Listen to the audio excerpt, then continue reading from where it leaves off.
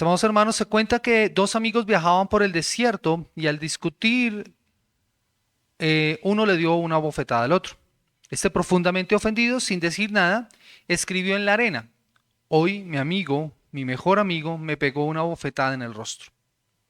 Siguieron adelante y divisaron un oasis, y torturados por la sed, ambos se echaron a correr, y el primero que llegó se tiró al agua y de pronto comenzó a ahogarse. El otro amigo se tiró al agua enseguida para salvar.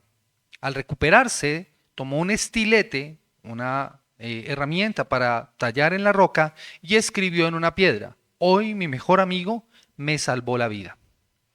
Intrigado, el amigo le preguntó: ¿por qué después de que te lastimé escribiste en la arena y ahora escribes en una piedra? Sonriendo, el otro le respondió: cuando un amigo nos ofende, debemos escribir en la arena para que el viento del olvido borre la frase. En cambio, cuando nos pase algo grandioso, debemos grabarlo en la piedra de la memoria del corazón, donde ningún viento podrá borrarlo. Amados hermanos, aunque esta es una bella reflexión, lamentablemente no es nuestra respuesta ni a la ofensa ni a lo grandioso, sino por el contrario, guardamos por mucho tiempo el rencor por ofensas en nuestras vidas, y en algunas hasta a veces tenemos la oportunidad para desquitarnos de lo que se nos hizo. También somos muy prontos para olvidar lo grandioso que otros hacen por nosotros, de modo que ni lo mencionamos o no lo tomamos en cuenta para nada.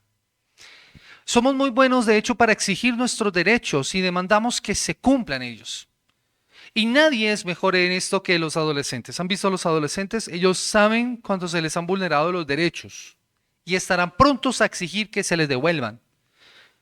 Pero a veces nosotros nos comportamos como adolescentes, mis amados hermanos.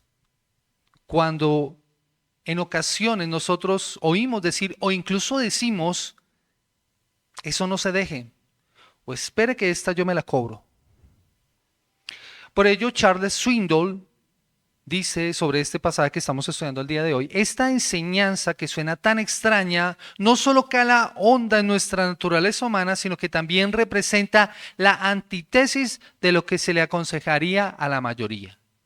A la mayoría, ante la ofensa se le recomendaría: busque la oportunidad para desquitarse, exija sus derechos, hágase valer.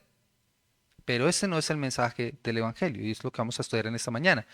Como lo hemos estado estudiando a lo largo de estas semanas, los escribas y los fariseos del primer siglo se consideraban muy buenos para simplificar las complejas enseñanzas del Antiguo Testamento en cortas frases o en pequeñas frases, y que podían ser repetidas por todos los judíos. Recuerdan que Jesús siempre está diciendo: oísteis que fue dicho. Y ahí está el resumen de la enseñanza. O lo que estamos viendo hoy es básicamente lo mismo: ojo por ojo y diente por diente. Es una enseñanza que de hecho estuvimos leyendo en el pasaje que estábamos leyendo al principio en Deuteronomio capítulo 19. Sonaba como los mandamientos de Moisés, pero en realidad era una distorsión en la que la venganza estaba a la orden del día y la justicia en mano propia se aplicaba a casi cada situación. Eso es lo que nosotros encontramos allí.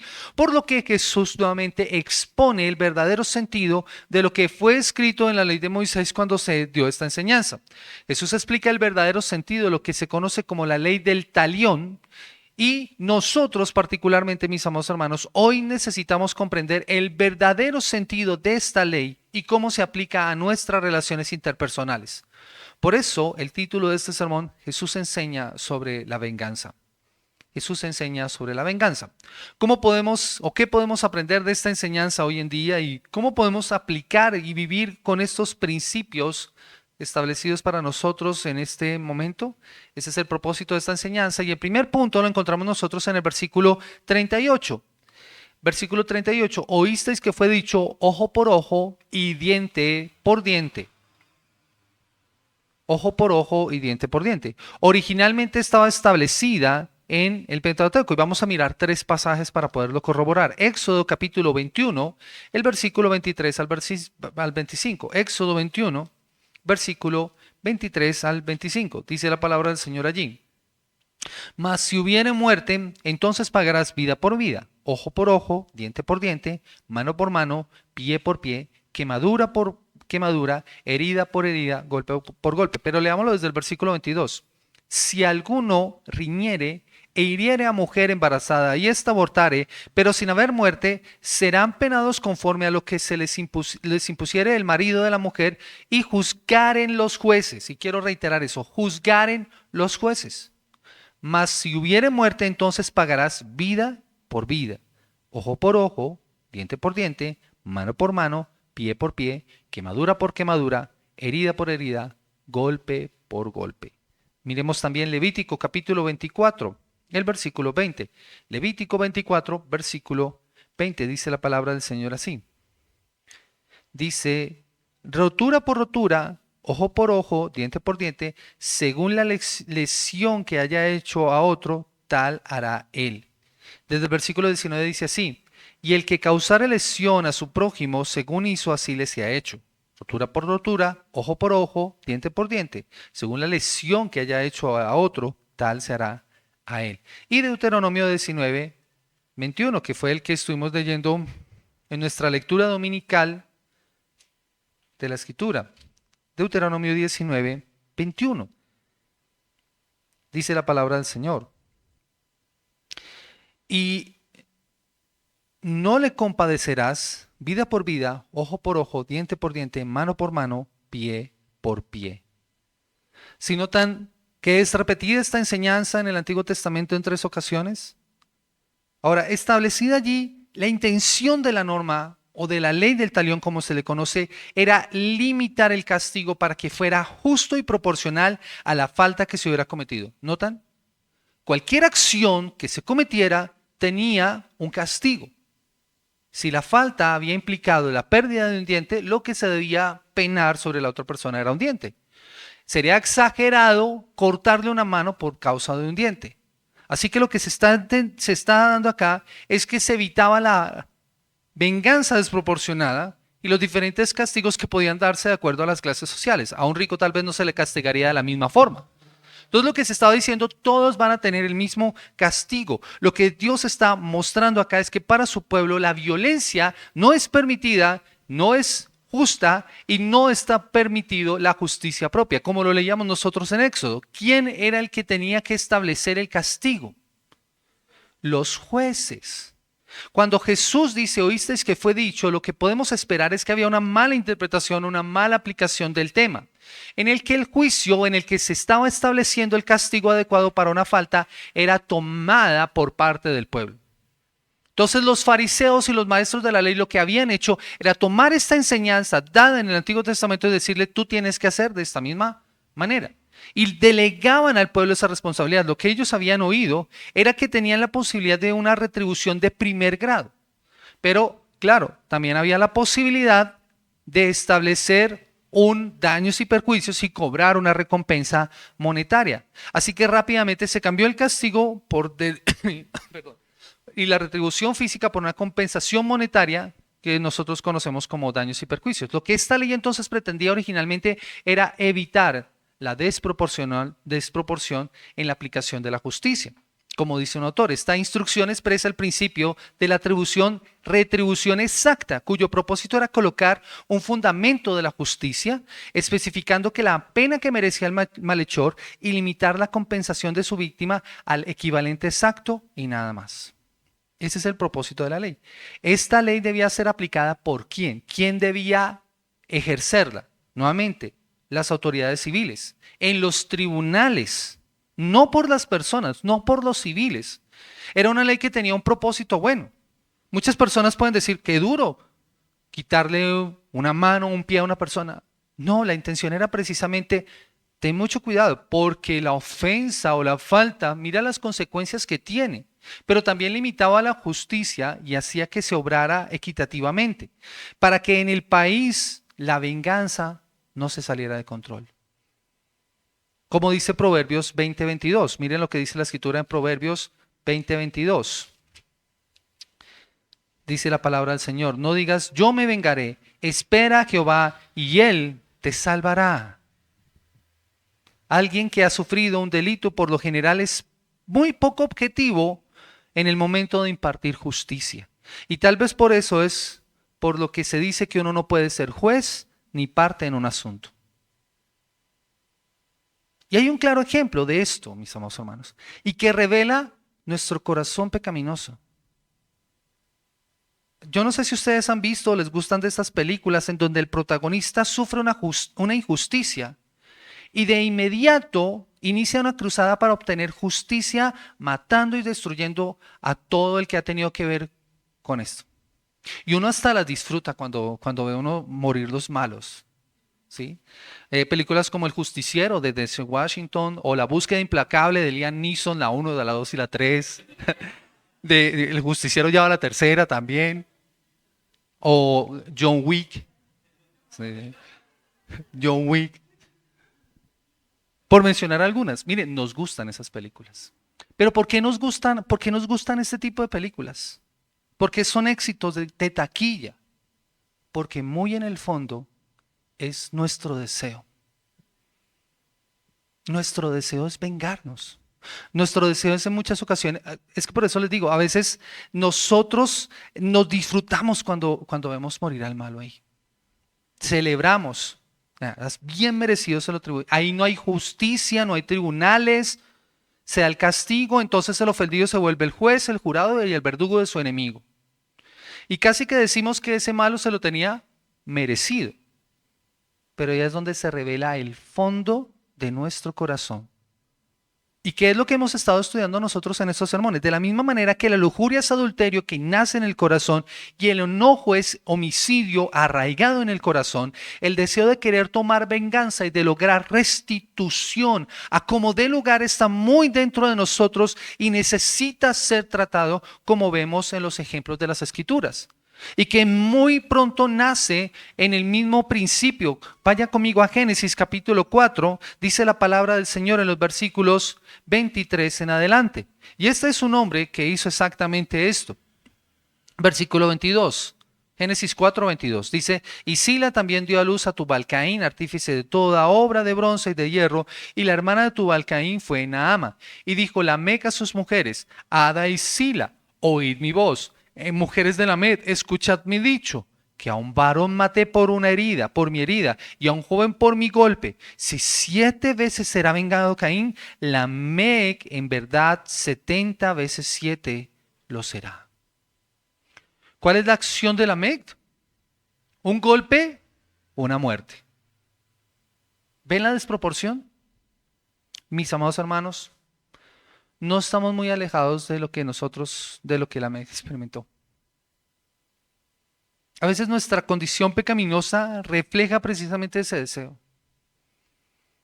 Y es por eso que es tan importante esto que estamos aprendiendo. Por eso Jesús trata la actitud del discípulo junto con 4 ejemplos para dar mayor claridad, porque el principio planteado en la Torá es bueno, solo que está mal aplicado a nuestras vidas si lo pensamos más allá de nuestras relaciones personales, cuando ésta debía ser aplicado precisamente en las cortes de justicia, en los casos en que hubiera lugar.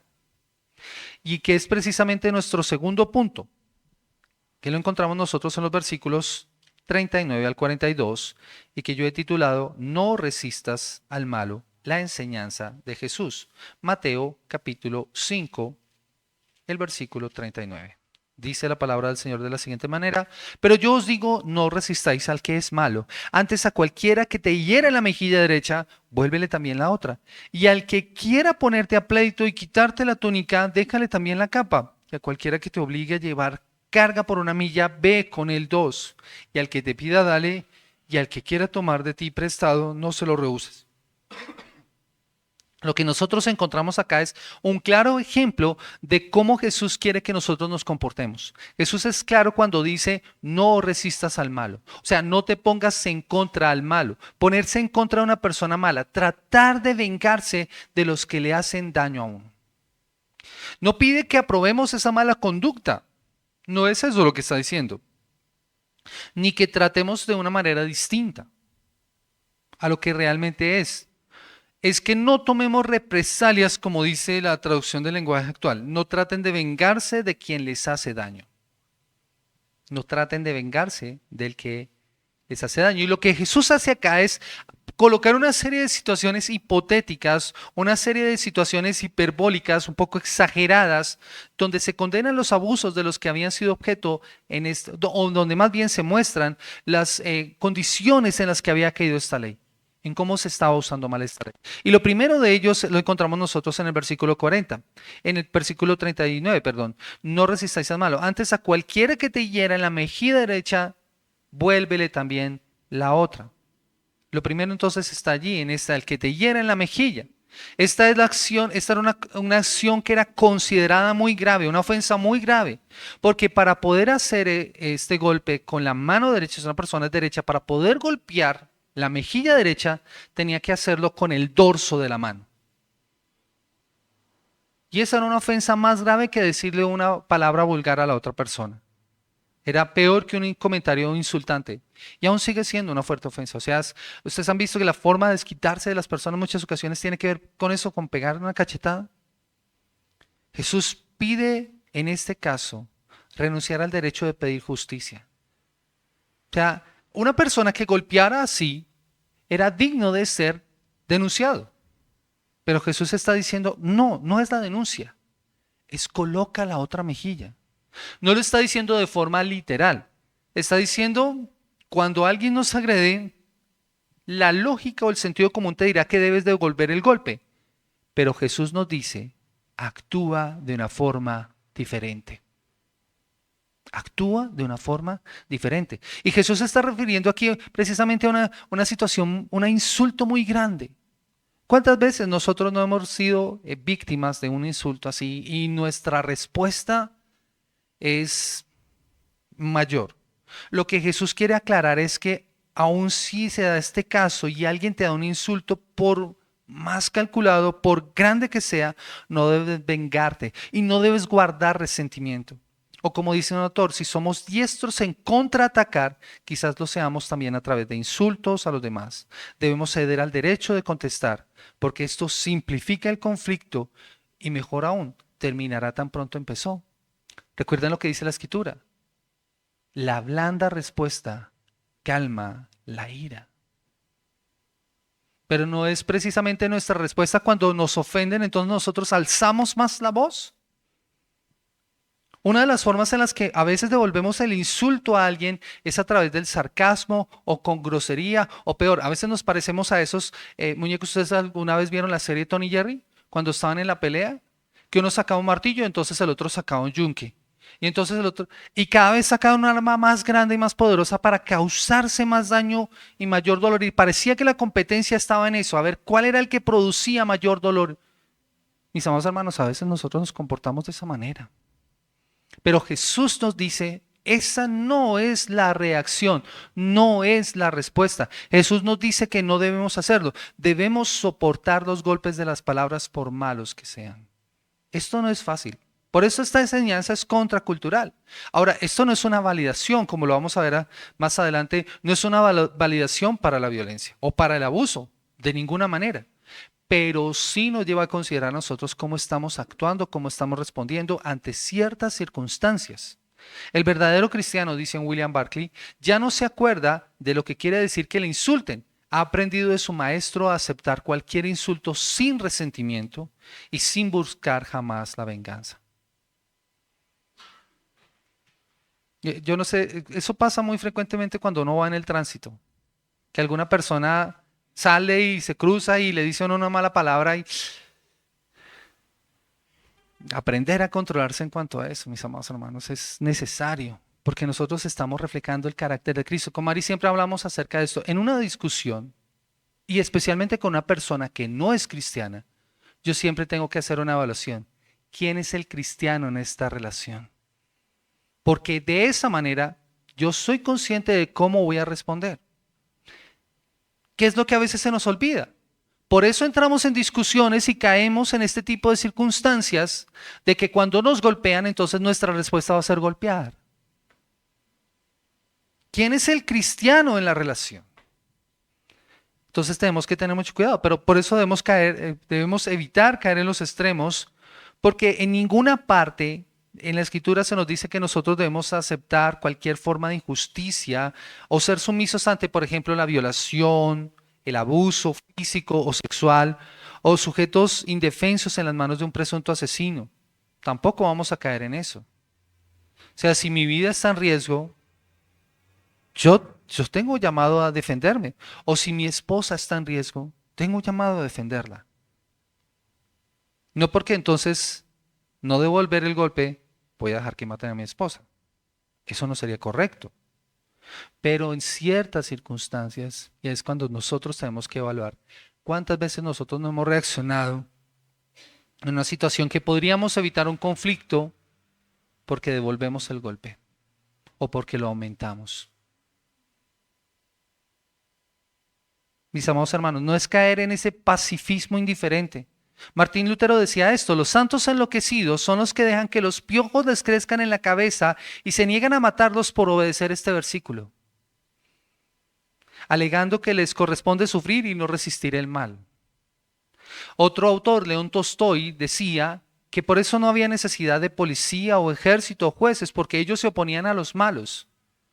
No, eso sería ir en contravía de la Escritura, porque la Escritura establece claramente el principio de que hay unas personas encargadas de ejercer justicia. Y la ley establecía que quien debía determinar el castigo, ¿quién era? Los jueces. Eran los jueces los que tenían que ejercer el castigo. Así que se hace necesario interpretar bien esta ley. Pero aquí es cuando nosotros tenemos que evaluar: ¿la estoy interpretando correctamente? ¿Estoy viviendo de acuerdo a lo que el Señor me dice? ¿O soy de los que devuelvo mal por mal? Hay otro ejemplo. Miren lo que dice el versículo 40. Y el que quiera ponerte en pleito, quítale la túnica y déjale también la capa. Esto es una demanda ante un tribunal. A cualquiera que quería quitarte la capa, eso era renunciar en cierto sentido al derecho de propiedad cuando alguien toca nuestras propiedades. La lógica te dirá que debes hacer todo lo posible por no perder lo que tienes o lo que es tuyo y lo que has ganado. Nadie lo merece más que tú. Nadie lo merece más que tú. Mis amados hermanos, yo tuve que aprender esa lección con dolor este año.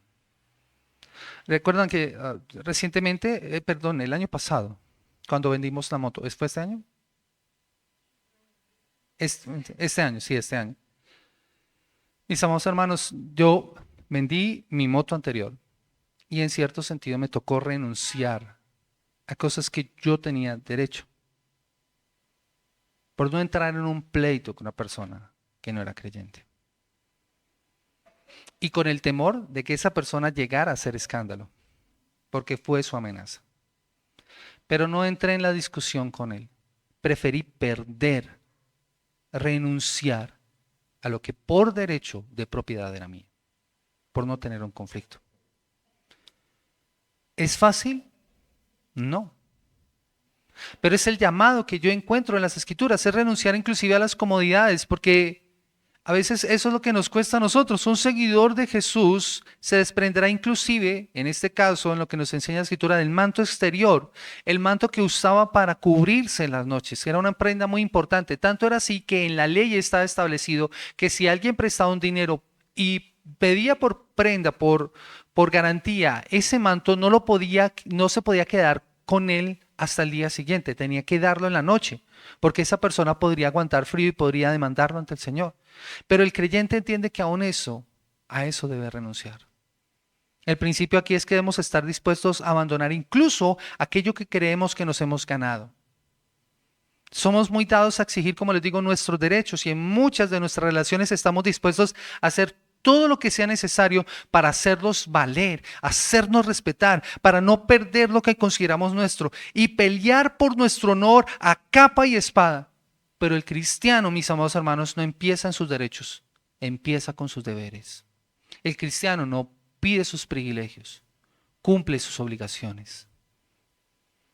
Pablo estuvo dispuesto a hacer esto. Por ejemplo, en el caso de los hermanos débiles en la fe, él prefirió renunciar a cosas a las que le estaba permitido por causa del débil en la fe. Pero el mismo Jesús lo hizo. Él fue acusado falsamente. Él renunció para ser autor de eterna salvación, inclusive de sus derechos, pudiendo alegar en su defensa, pero no lo hizo. ¿Cuánto más deberíamos hacerlo nosotros, mis amados hermanos? El siguiente ejemplo lo encontramos nosotros en el versículo 41. Y cualquiera que te obligue a llevar una carga por una milla, ve con él 2.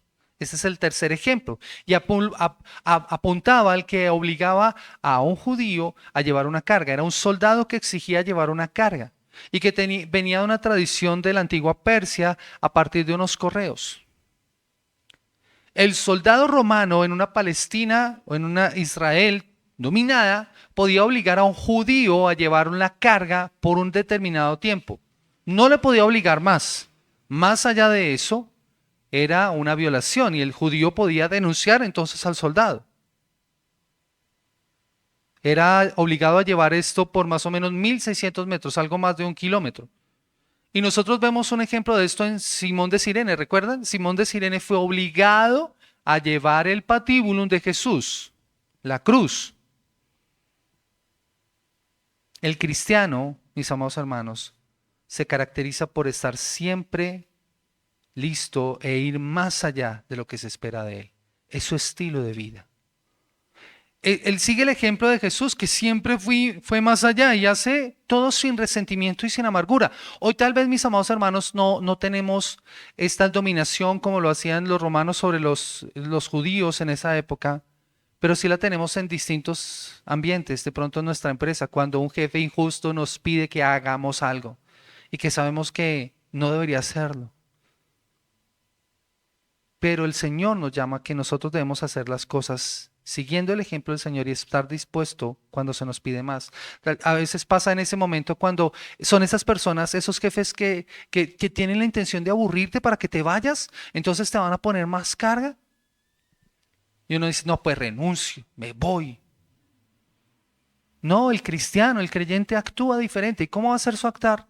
Va a hacer las cosas con gozo. Va a hacer las cosas con gozo. Va a hacer las cosas cuando se le pide y va a buscar ser útil en las situaciones más difíciles, aun cuando la tarea sea injusta y odiosa, no la cumple de mala gana ni con rencor. Esa es la clase de servicio que se debe hacer para mostrar la fe que tenemos y el Salvador en quien confiamos. Y aun cuando tenemos la oportunidad, y eso lo estudiamos nosotros en Romanos, cuando nuestro enemigo tiene sed, o dice la escritura, cuando nuestro enemigo tiene sed, cuando esa persona que ha hecho mal tiene sed, es la oportunidad, ahí sí como decía Diego, para hacer una paráfrasis, es nuestra oportunidad para desquitarnos. No, mis amados hermanos, el Señor es claro. ¿Y qué nos pide que nosotros hagamos? Darle agua. Si tiene necesidad, es mi oportunidad para servirle, para mostrar el Dios en quien yo he confiado. Pero la pregunta es, ¿lo hacemos? ¿Lo hacemos? El pasaje muestra un último ejemplo. Al que te pida, dale, y al que quiera tomar de ti prestado, no se lo rehuses. En este último está en relación a los recursos. Al que te pida, dale, y al que quiera tomar de ti prestado, préstale. Es renunciar a nuestro capital cuando toca nuestro dinero. Se trata de compartir lo que tenemos con otros y no solo de dejarlo para nosotros. Jesús nos dice que cedamos en vez de resistir. Cuando lo hagamos de alguna manera, Él suplirá lo nuestro. Él es quien nos va a dar. Es dar al que no tiene y sabemos que no nos devolverá. Es fácil cuando nosotros le prestamos a alguien que sabemos que nos va a devolver más adelante el favor. Pero cuando nosotros le damos a una persona que sabemos que no nos va a devolver, es en ese sentido. Puede ser una persona que no sea nuestro amigo, un conocido, un familiar. Es ser generosos en la máxima expresión, es dar generosamente a quien nos pide ayuda, especialmente a aquellas que quizás no la necesiten de verdad o probablemente no devuelvan lo que se les ha dado. Es como verse también con las necesidades de otro, es ceder lo que sea necesario sin egoísmo. Nuestro problema, mis amados hermanos, es precisamente ese, el egoísmo. Tan arraigado en nuestros corazones. Nuestro problema es que nos gustan las comodidades y en ese sentido por eso nos cuesta desprendernos de lo que tenemos, de los lujos, pero es cuando tenemos que restringirnos, es dar para otros. Y eso nos duele. Por eso hacemos todo lo posible para retener, para no soltar cuando tenemos la oportunidad de dar. No hay nada malo en tener comodidades, mis amados hermanos. El problema es cuando nos aferramos a ellas. No hay nada de malo en tener cosas lindas. El gran problema es cuando las cosas lindas nos tienen a nosotros. Y eso es lo que el Señor no quiere. Esto que acaba de plantear el Señor solo puede ser fruto de una transformación interior que refleja a una nueva persona. Mis amados hermanos, muchas veces mis estudiantes en el colegio me preguntan sobre esto. Yo les cuento lo que dice la Escritura, pero sé que si no han puesto su confianza en el Señor, esa no va a ser su respuesta. Yo no le puedo decir a una persona que actúe de esta forma cuando no ha puesto su confianza en el Señor. Lo primero que necesita hacer es arrepentirse de su pecado, confiar en el Señor, y el Señor obrará para que su respuesta sea esta. Y ahí es cuando nosotros tenemos que evaluarnos y mirarnos seriamente. Mis amados hermanos, ¿cómo han sido nuestras respuestas en esta área? Hemos resistido al malo y hemos buscado que se vindiquen nuestros derechos y hacer valer nuestra justicia sin importar lo que pase, cueste lo que cueste. Es tan importante tu dignidad en ciertas ocasiones cuando sabes que tu respuesta debe ser contraria. Yo no estoy diciendo, mis amados hermanos, en este sentido que no tengamos o tengamos que ser atropellados. No, no es eso. Es evaluar las circunstancias y las situaciones en las que muchas veces mi respuesta no es la respuesta que el Señor espera de mí. Y es cuando yo tengo que preguntarme y decirme, ¿he puesto mi confianza en el Señor o no? Los verdaderos discípulos están seguros de su transformadora identidad en el reino cuando son agraviados y no se limitan a exigir que se les devuelvan sus derechos, sino que utilizan cada oportunidad que tienen para servir a los demás, tanto buenos como malos, para traerlos al reino de los cielos. ¿Eso no fue lo que hizo Cristo? ¿No fue lo que hizo Jesús? Jesús no está en contra de la justicia, mis amados hermanos.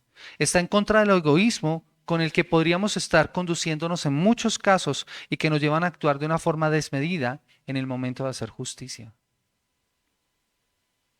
Mis amados hermanos, es correcto querer justicia, no está mal, pero nos equivocamos cuando actuamos demostrando lo fuertes que somos, que no nos vamos a dejar y que podemos defendernos. Lo que debemos hacer en este caso es usar cada oportunidad que tengamos para servir a otros y que otros puedan ver nuestra manera de vivir. Es lo que Pablo plantea en Romanos capítulo 12. Vaya conmigo allá, por favor. Romanos capítulo 12, en que Mari leía en esta mañana. En versículo 17.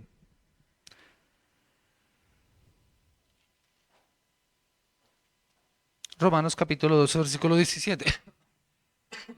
No pagáis a nadie mal por mal, procurad lo bueno delante de todos los hombres. Si es posible, en cuanto dependa de vosotros, estad en paz con todos los hombres.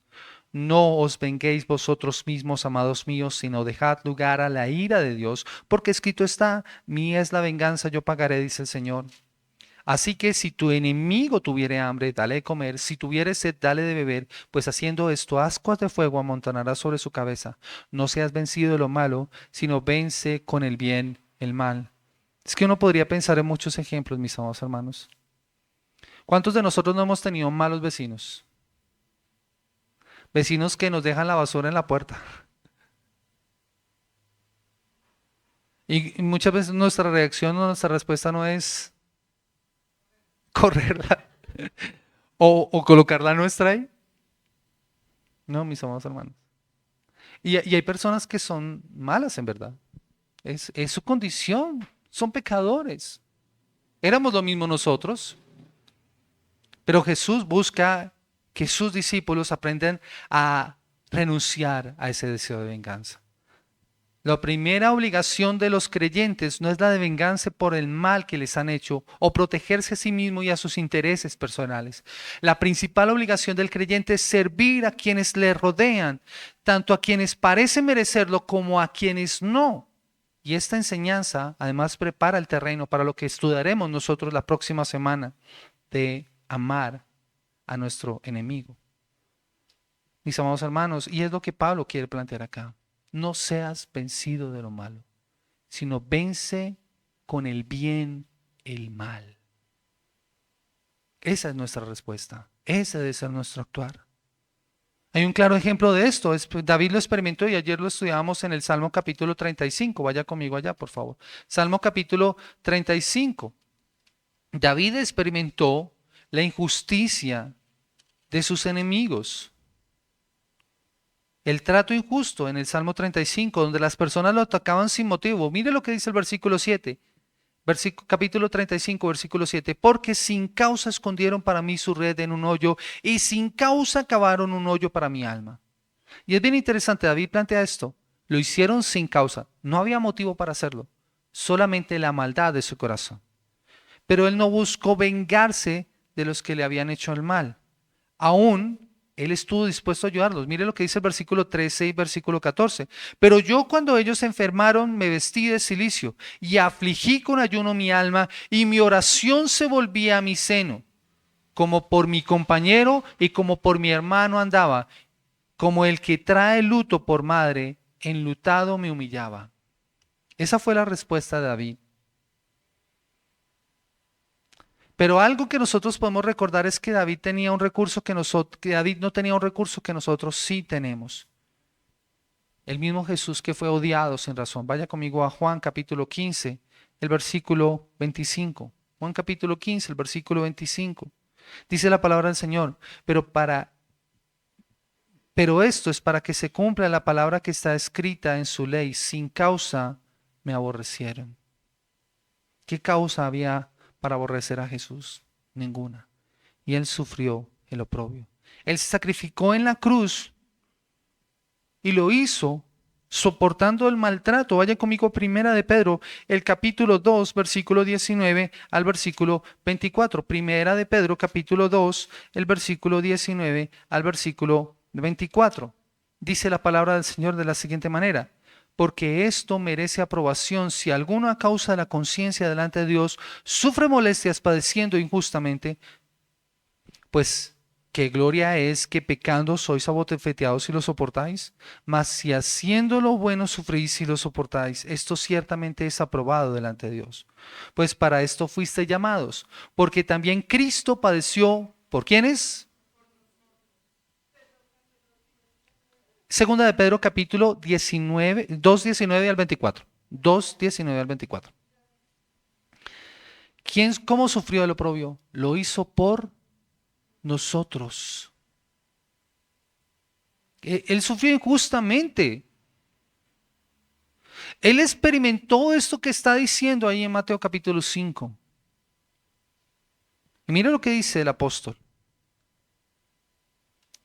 Dice más, versículo 20. Pues para esto fuiste llamados, porque también Cristo padeció por nosotros, dejándonos ejemplo para que sigamos sus pisadas. Y el cual no hizo pecado, ni se halló engaño en su boca, que cuando le maldecían no respondía con maldición, cuando padecía no amenazaba, sino que encomendaba la causa al que juzga justamente, quien llevó él mismo nuestros pecados en su cuerpo sobre el madero, para que nosotros, estando muertos a los pecados, vivamos a la justicia, y por cuya herida fuisteis sanados. Mis amados hermanos, ¿qué hay el Evangelio? He ahí el Evangelio. ¿Qué es lo que nosotros tenemos que hacer? Imitar el ejemplo de Cristo. De la forma en que Él vivió debemos hacerlo nosotros. ¿Hay injusticias en el mundo? Sí.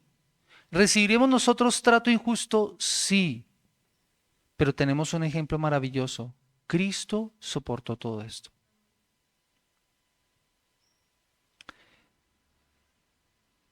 Y nosotros debemos decir como el salmista en el Salmo capítulo 35, el versículo 3. Miren lo que dice allí la palabra del Señor. Esa debería ser nuestra oración. Salmo capítulo 35, el versículo 3 al final. Di a mi alma, yo soy tu salvación. Ante la injusticia, mis amados hermanos, la oración debería ser: Señor, sé tú mi salvación. Ante la injusticia, nuestra oración debería ser: Señor, yo dejo esto en tus manos. dejo esto en tus manos. Eso es una enseñanza que los niños necesitan entender hoy en día. Hoy en día hay muchos padres que le enseñan a sus niños, no se deje. Pero mis amados hermanos, eso ha terminado en generar más odio y más rencor en una sociedad que necesita ser transformada. Por eso necesitamos el Evangelio, porque en la persecución en ocasiones nos autojustificamos y nos creemos superiores porque sufrimos injustamente. Pero David no hizo eso. David no se burló de sus enemigos, pero tampoco tomó la posición de creerse superior por su sufrimiento. Por el contrario, él no es como nosotros o como muchos dicen, cuando ven a la persona pasando por dificultad.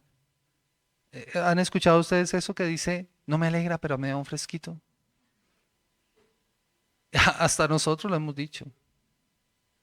¿Sí ven la condición de nuestro corazón? Jesús no hizo eso. Jesús no hizo eso. Eso no está bien y como creyentes debemos aprender a alegrarnos y gozarnos en la justicia de Dios. Dios sabe lo que merece cada persona. No está en mí el responder. ¿Qué circunstancias en tu vida tú estás atravesando en las que tú puedes decir, yo voy a renunciar a esto, a mi derecho a hacer justicia, a responder de la forma inadecuada? ¿A qué tengo que renunciar yo para seguir el ejemplo de Cristo? Cada uno de nosotros tiene que mirarse y evaluarse y decirle al Señor, Señor, ayúdame para poder seguir tu ejemplo, para ser un fiel discípulo de Cristo. Y nuestra oración debe ser como dice Pedro. Y con esto quiero cerrar. Vayamos nuevamente a Primera de Pedro, capítulo 2. Y nuestra oración debería ser esta. Versículo 19. Señor, en ti no se halló pecado ni engaño, y tú sufriste por nuestra causa. Llevaste mis pecados en tu cuerpo sobre tu madero. Yo que estaba muerto en mis delitos y pecados y que no merecía tu justicia. Ayúdame a vivir en justicia y ayúdame para poder descansar en ti, Señor. Dios, ayúdanos, Señor. Es nuestro ruego en esta mañana. Señor, ayúdanos a imitar tu ejemplo, pues para esto fuimos llamados, porque también Cristo padeció por nosotros, dejándonos ejemplo para que podamos seguir sus pisadas. Que no seamos vencidos de lo malo, sino que venzamos el mal con el bien. Que actuemos de forma adecuada, de forma correcta, Señor. Oh Señor, perdónanos porque tal vez en muchas ocasiones nuestra respuesta no ha sido la respuesta correcta, sino que hemos obrado con injusticia, con ira, con rencor. Perdónanos, Padre. Y ayúdanos, Señor, a salir de este lugar para actuar de una forma diferente. Oh Señor, entregamos este día en tus manos y te damos a ti la gloria y la honra en el precioso nombre de Cristo Jesús. Amén. Amén. Mis amados hermanos, que el Señor les bendiga grande.